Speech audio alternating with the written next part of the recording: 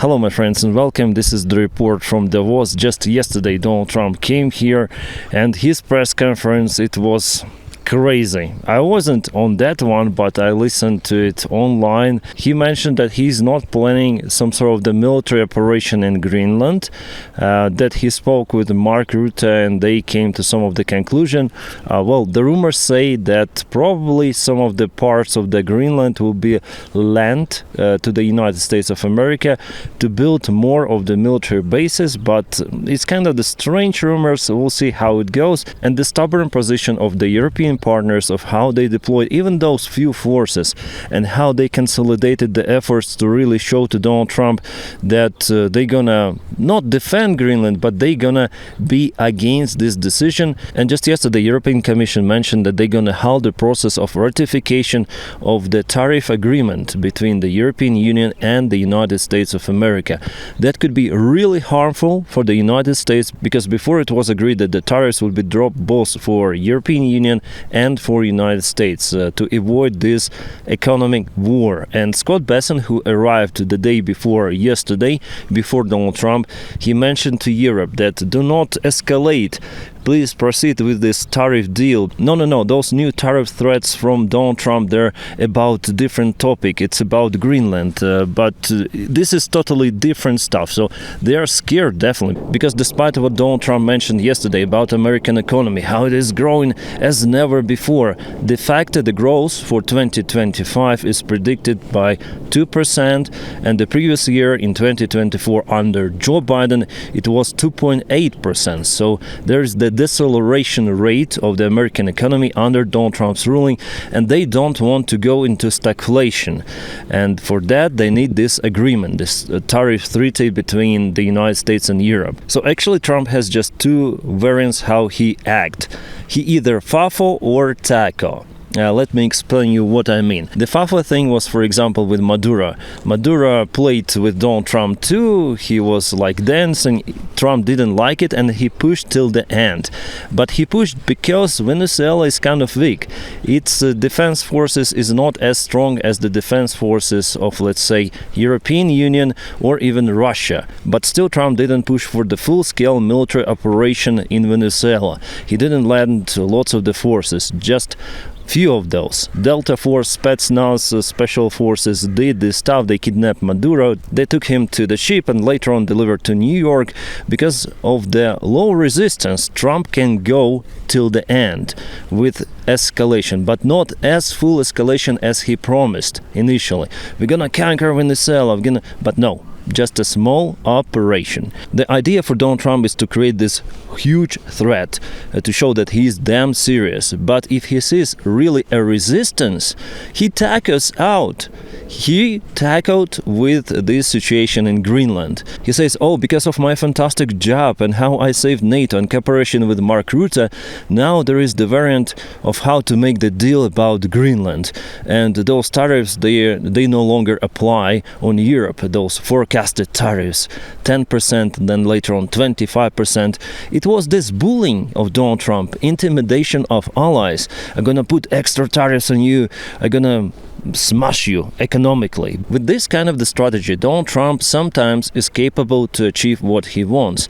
But this time it didn't work, and it doesn't work with Russia. Because Putin himself, he has the similar strategy of bluffing, of threatening Ukrainian allies, for example, to halt Ukrainian military support. He uses the Russian propaganda machine and sometimes even acts. Like, for example, recently he launched the Reshnik, not that far away from the border with NATO country, to show that, mighty Russia is capable. Donald Trump also sometimes acts like he did with the Russian or Venezuelan shadow oil tankers, and the Russian flag is not a big problem to conquer and capture the Russian tanker. So Putin later on had to tackle, because there was the very weak reaction from the Russian Federation. Initially, they sent even military ship and submarine to show that they are ready to protect their tanker, but they didn't make it. They didn't protect it. The Russian Navy was just watching how America captured the Russian tanker. And still, despite what the Russian foreign ministry says, Russian sailors, they're still in custody in the United States of America, in some of the local prison. Well, who knows, maybe they're going to be returned. About European allies with Greenland, well done. It was really the lesson for Donald Trump. And Donald Trump, with his isolation policy, he really harms the reputation of entire United States of America. And the process that he launched already, I would say it's unstoppable. What I mean is the creation of the new world order with multiple of the poles or spheres of interest. That is what Canadian Prime Minister says, that it's better not to rely on one big superpower, because anytime it might go crazy. Like we see, it is happening with Donald Trump. Not just those countries as Canada, Denmark, or some of the other countries of Latin America could be harmed economically, but they also may suffer because of the military action, potential military action of the United States. And they will not wait for the next elections. They will not wait for next elections. They already understood that the system of the checks and balances, it's not working well. And it's better to diverse, to create more of the alliances with other economies. For example, Canada will be more close to Europe right now in multiple of the corporations, including defense corporations. And Canada recently signed, as you know, cooperation agreements with China. Canada canceled the tariffs on more than 40,000 electrical vehicles, BYD coming from China. In its turn, China canceled the tariffs on some sectors of the agricultural production, which is produced in Canada. So this cooperation will be increased, intensified, and sadly, United States, they're nailing down itself. And if you want to hear my opinion, why is it happening? Well, simply it's more psychological factor of society in general. Populist politicians, they act like that. They use multiple topics for speculations, like for example immigration, taxes, whatsoever. But the real problems they never resolve. The real problem is Epstein files, for example. So what is happening with them? No one knows. No one is releasing them fully. Less than 1% was released and redacted, and the rest of the files are being just hidden down by the White House administration. They don't want to release those. They're hiding everything. And Trump is mentioned numerous of the times in those even redacted Epstein files. Well, we'll see what is going to be next. 1 year of Donald Trump, it is like 4 years normally for the events which are happening every day.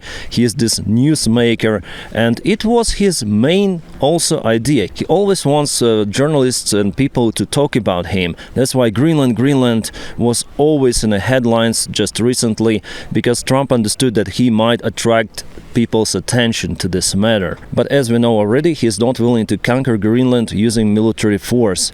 He told about it himself. And absolutely the same stuff is applied for Putin. He got the pleasure, personal one. Then he is so important. Okay, the destiny of the world depends on Putin. His actions in Ukraine, in Europe, whether he is going to stop the war, ceasefire, or continue. Oh, so many questions. Putin, tell us what to do.